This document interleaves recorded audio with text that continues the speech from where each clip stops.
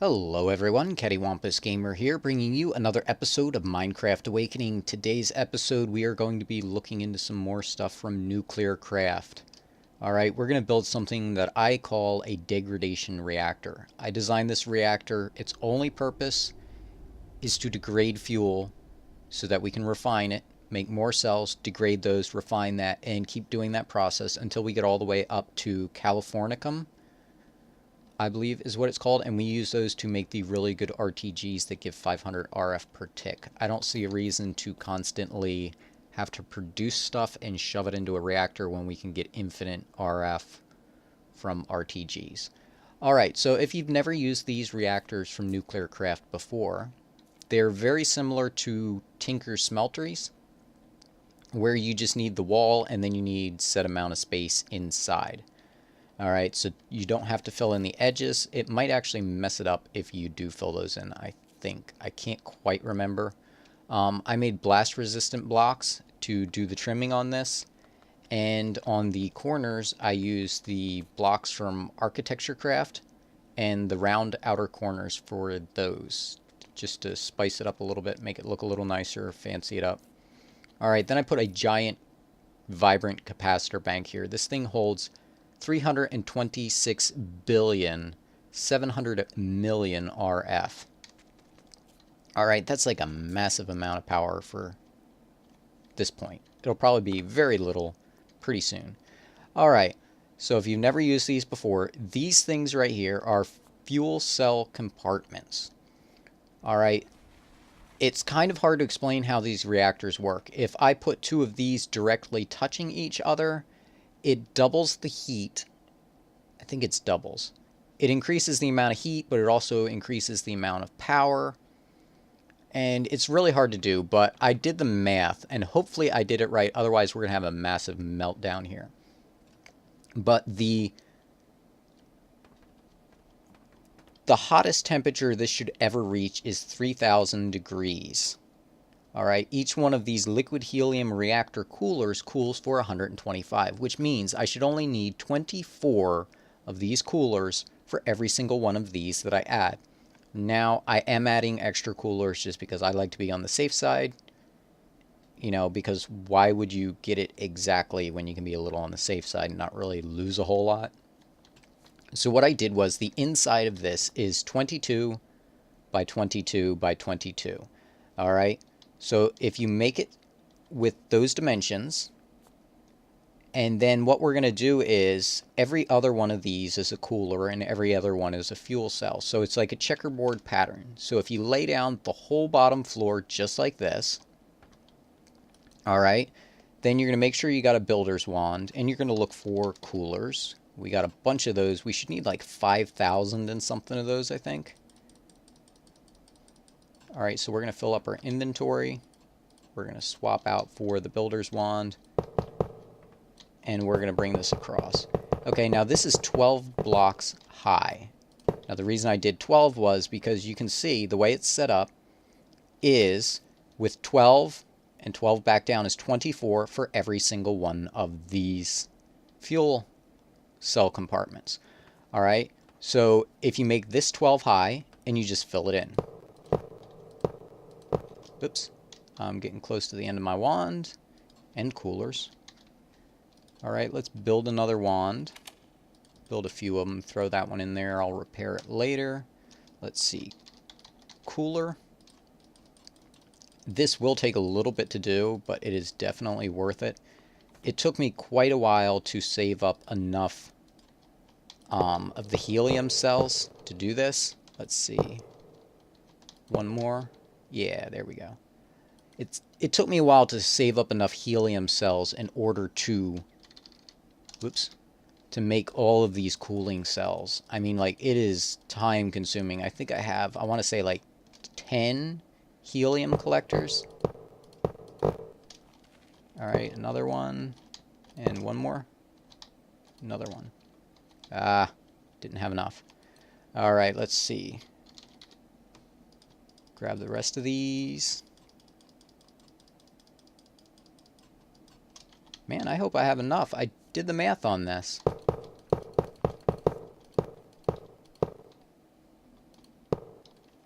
All right, run down here, make sure, yep, these are all filled in. Then we're going to do this.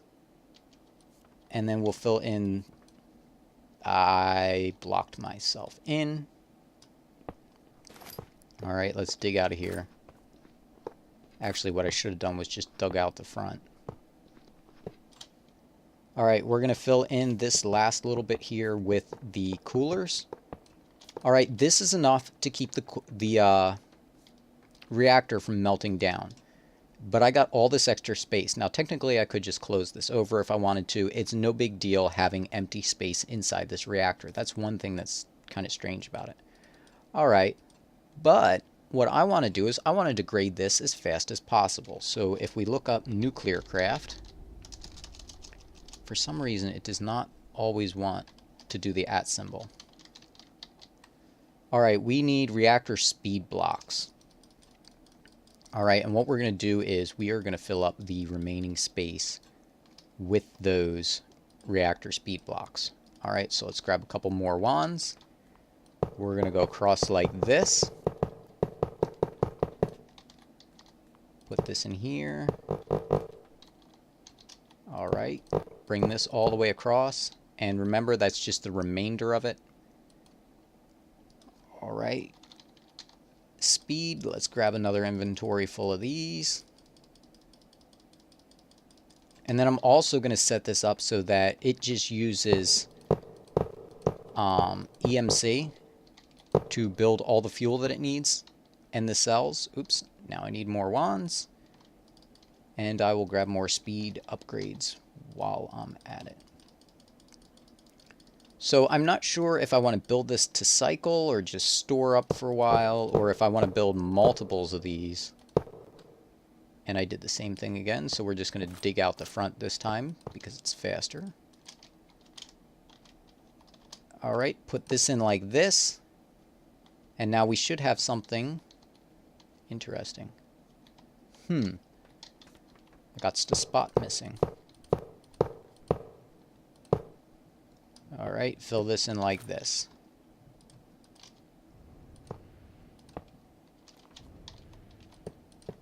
Now we should have something that looks like this. Now we're going to need reactor casings. And we are going to put those in the top here. All right, put that in. We don't need any more of these, so we'll get rid of those. We're going to need to take out these lamps. I had these in so that I could see while I was working inside, because it will be pretty dark in there, especially since I'm not in view of the sky. All right, now we're going to go ahead and close this up. How close are we getting? I don't want to do a step up and do that. I've done that before. It's a pain. All right, we now have our completed reactor. Now, like I said, this does not need anything on the edges like this. Now, we are going to need a fission controller, or fission. All right, now you're going to place that like right here. And the reason I'm doing it right here, I can pump items into the top. I can pump items out of the bottom. Actually, you know what? I want to move this up one because I'm not going to be able to see to turn this on or off, whatever it is. So we're going to put the controller right here. Now, if we right-click on it, you can see,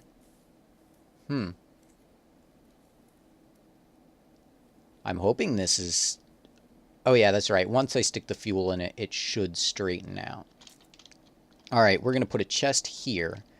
And then what we're going to do is we're going to put the crafter tier 3 here.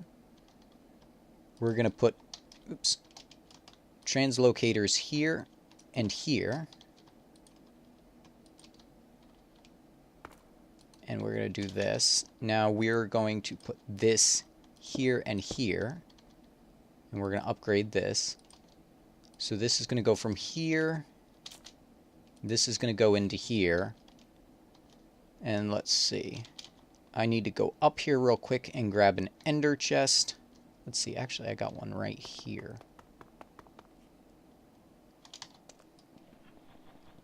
Because we are going to want to pump these empty cells into our ME system. Alright. So we're going to put these here, and we're going to put this here, and the glowstone here. All right, now the next thing we're going to want is an ME condenser. Let's see, we're going to need the thing for the fuels here. It's hard to see. Let's see, isotope, whoops. With two different types of flight, it gets very annoying. All right, the isotope separator there, and I told you it gets annoying with two different types of flight. All right, we'll do this, and we'll do this. All right, you might be wondering, what in the world are you doing? So what I'm doing is I'm creating uranium. I'm separating it. All right, so if we put the uranium dust in here, and let's grab some matter from our ME system. And if I throw one in here, we're going to get this uranium dust. Okay, we're going to filter it into here. And right now we're going to need to power this with an RTG just to jump start it. Let's see. RTG. One of these. Alright, this is going to jump start this. And it's going to start separating. So let's see. Energy upgrades. And let's just put a couple of speed upgrades. Okay, so now it's going to make these two different types of uranium. So what we're going to do is we're going to output those to this crafter. This recipe, the first one, we're going to set for making this. And we want it in the interior. So apply. Let's see, this is going to need RF to start with. Like so. Why is this? Oh, it uses uranium just like this. Okay. We're going to need to do this.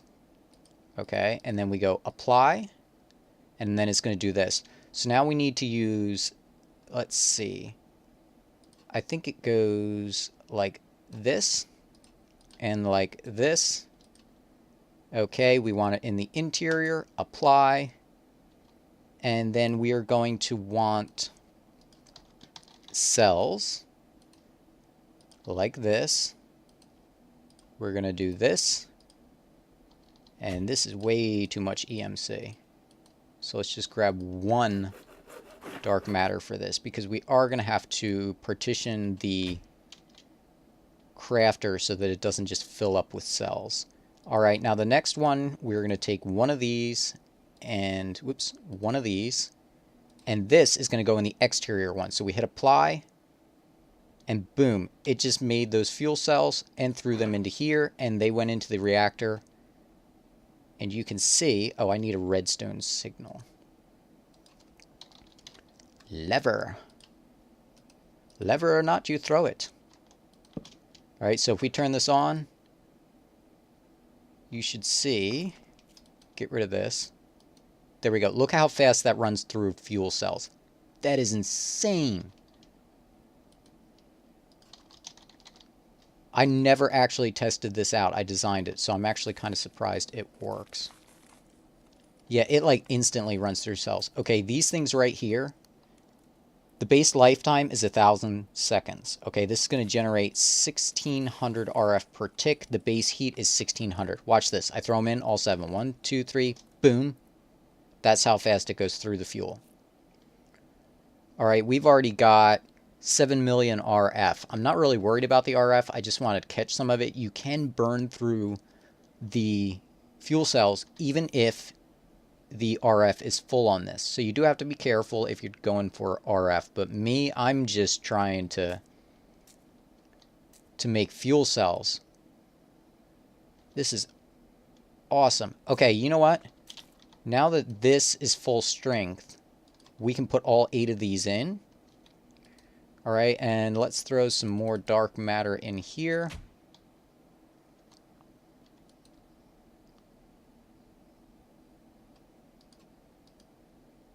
Okay. So let's turn this off so the fuel cells just go into here. What am I missing? Why is this taking so long? It's because I'm not getting enough here. Oh, I know how to fix you. Tesseract. Okay, let's do this, and we're going to say receive on the main power. There we go. Oh, we need to upgrade this with glowstone. There we go. Okay, how many fuel cells do we have? 27. Yeah, we're getting towards the end of the episode, so let's see how fast it takes to burn through 27 of those. Oh, it's got 30-something. Look at how fast it's burning through cells. That is insane. Every time this bar goes dip, or that arrow goes over there, whatever you want to call it, that's instantly burning up a cell. So we are getting tons of the degraded fuel to build the next fuel cells to throw back in here to degrade, to go back and forth until we get the, let's see, RTG, until we can get the Californium RTG. Those do 500 RF per tick. All right. This will burn every single cell that you can make without overheating. And it will burn them pretty fast. Alright, that does it for this episode. Until next time, this is CaddywhumpusGamer signing off.